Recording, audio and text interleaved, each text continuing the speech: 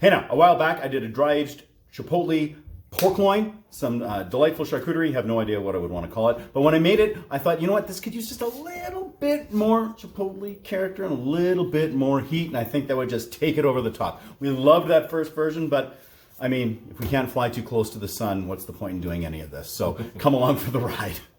Okay, for our cure, we're going to do everything by weight. It's an equilibrium cure, so we're not worried about having to freshen the meat or anything like that afterwards. We're getting the perfect salinity, all the seasoning we want, and the proper amount of curing in this actual initial cure. So what we did is we weighed out the meat. We got 2.362 kilograms, and all of these percentages that I'm going to use is just a simple, quick equation. That's a percentage of that meat weight. So we're starting off with some cure number 2, or Prague Powder number 2, instant cure number 2, sodium nitrate, whatever product you can get your hands on. 0.25% of that. I've got some beautiful Chipotle powder. It is smoky, it is spicy, it is delicious, and it is 2.5% of this. So that is up by 0.5% from my initial recipe. I've got 3% of kosher salt, so you want a non-iodized salt. We have got some brown sugar here, and that is 1%. That's some dark brown sugar. And then we've got our cayenne. We've got 0.3% of cayenne. There was no cayenne in the original recipe. We have 0.3. That might have been everything that we had in the jar, so we're going with that. I'm just going to quickly give this a little mix here, particularly with that brown sugar, just to bust it up. Mix that throughout here. All right, I've got my pork loin here. You can see I didn't bother trimming it off at all, left some of that fat cap on there. I really like these pieces here that have that sort of ribbon cap going around there, because that's just gonna be some nice extra fat in the finished product, especially if this is a little bit spicier. That's going to help cut through that. I've got my spice rub, and I have this in the meat log here just so that I can splash everything on nicely, sort of get a nice initial distribution of the cure and the spices on it without splashing all over my countertop. Although I might sneeze at any moment, which might cause that to happen anyway. Should be super embarrassing.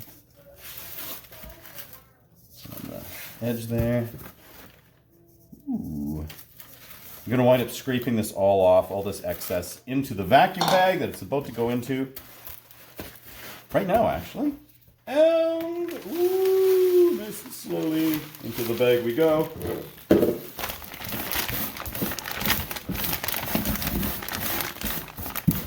Wind up missing a little bit of this powder, but we will get all of the cure into there, all of the sugar, all that fun stuff. Do my best not to splash a bunch of this right onto you. Appreciate it. Okay, we're gonna call that good. Okay. So now I'm just gonna go, and I do have a bunch of that excess stuff in here, so I'm going to just shake and bake it a little bit. Now let's get this vacuum sealed. And, ooh, nice and slowly into the bag we go.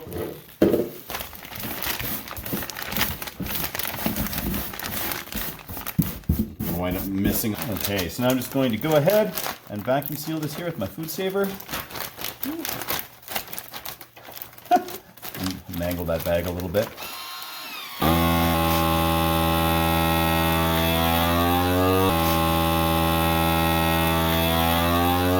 Okay, so now that this is vacuum sealed up, I just wrote the product, the weight, and the date on here. And this is going to go into the fridge. We're going to give it about a month. You can't really overcure with time, so we're going to leave it in there. That's longer than it actually needs for that sodium nitrate to work its magic. However, it's going to give lots of time for this Chipotle powder, for that cayenne, for the salt, and for the the sugar, the brown sugar, just to work its way into here and flavor this meat as much as possible. So, time for the fridge. Now, after 1 month, I've got this Chipotle loin here. Ooh, it is beautiful. I've been playing with it all the time here, just helping work that sweet, sweet flavoring in. And it is time to remove it from this vacuum bag. I'm going to slide it right out here. Ooh. Lots of delightful Chipotle aroma there. Okay, I need to rinse this off. Just going to rinse off as much of this spice and cure as possible.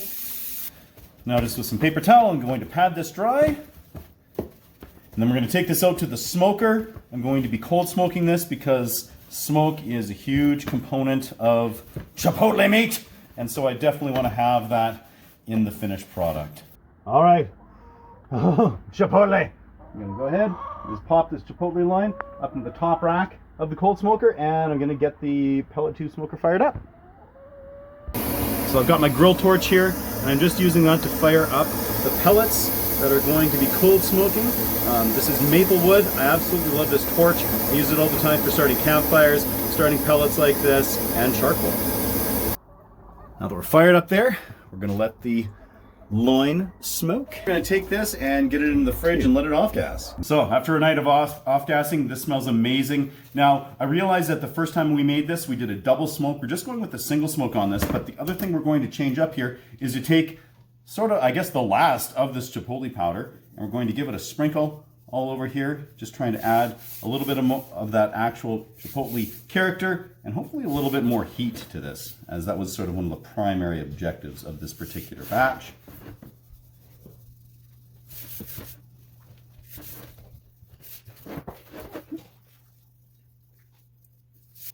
There we go, all gone. Glad we saved a little bit of that for right now. Okay, so now all we need to do is prep up our pasted hog skin. So now that we've got this pasted hog skin here, we're just going to give it a quick spritz down with a little vinegar, and that's going to help create sort of that initial blank slate, hopefully prevent any sort of adverse mold growth underneath the casing. A person can also use collagen sheets, which work really, really sweet. This is just what we happened to have on hand today. And now we get to wrap. Oh, wrapping that meat. Not bothering to trim any of that off. Having a second layer on this one side isn't going to make a big deal as far as actually losing the weight there. Now, just to help prevent slippage when we get this into the netting, we're going to use some hog rings here. These are 3/8 hog rings, which work really well on that particular size. Ooh, a little long. Getting nervous. Our hands met on the meat. Okay, perfect. Now we've got the danger zone. Vinegar soaked, netting here. We're going to be hanging this in. That's going to help this compress and keep nice and tight and keep its shape as it is losing that weight. It'll also provide us an easy way to hang this in the chamber.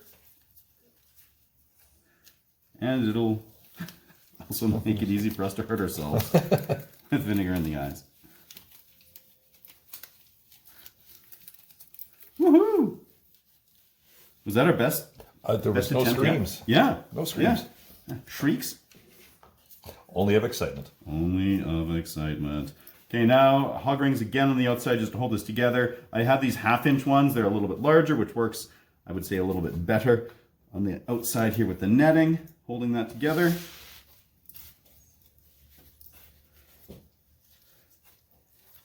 This is so much easier with 2 people. All right, now that we've got that, I'm just going to use my sausage pricker here just to get some holes, allowing air to escape as this compresses with the netting and as it's losing weight over time, helping, again, prevent pockets where mold could potentially grow. The bad mold, anyway. We get some of that nice white stuff on there. That's perfect. Just going to cut off a little bit of this excess netting, and then we can get an initial weight. All right, so just on some painter's tape here, we've got the product, the date, our original weight, and then a target weight with a 35% weight loss. So ready for the chamber. Got this Chipotle loin hanging here in the curing chamber, set at 52 Fahrenheit and 73% relative humidity. After a month and a half in the fantastic curing chamber, this Chipotle loin has hit its 35% weight loss, so it is time to pull it out. So taking this Chipotle loin, I'm just going to use this pair of scissors and remove that netting. I'm going to leave the casing on here. We're stuck! I'm going to leave the casing on here and just get this into a vacuum bag. We're going to vacuum seal it up.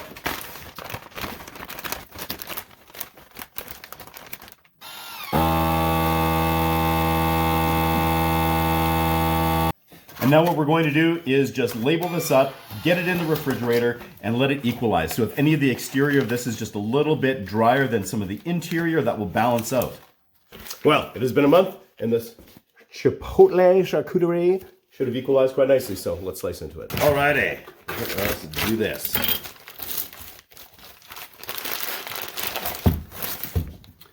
Here we are. So I still have the casing on this, of course.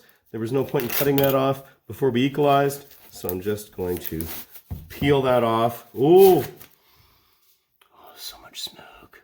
Nice. Let's cut in. All right. Whoop. And look at that. There we are. Beautiful equalization. Nice amount of little fat coming around here. That's going to be great. Help balance everything out. Let's slice. All right, here we go. Chipotle. Let's slice this up on my Wicked Advantco slicer here. Ooh. Look at that right there. Ooh, so thin, so thin. Gotta wear my gloves because I don't want to get all messy here. Beautiful.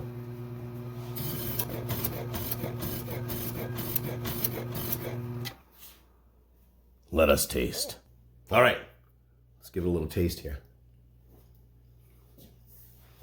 Oh, there's something about having a slicer like this where you can just get it so thin and just melts in your mouth. It's amazing. Speaking of amazing, this Chipotle charcuterie is delightful. Oh man. So the previous version, which I really, really enjoyed, I thought I needed a little bit more heat, maybe a little bit more of that Chipotle character to it. This is nailing it. Wow, this is actually the spiciest charcuterie I've tried to make, and I have tried to make straight up hot charcuterie. This actually blows it out of the water heat-wise, so nailed that. This is delightful. And they got all that smokiness in there, get that Chipotle character. This is freaking amazing. So highly recommend it. Give it a whirl. Until next time, keep it at 11.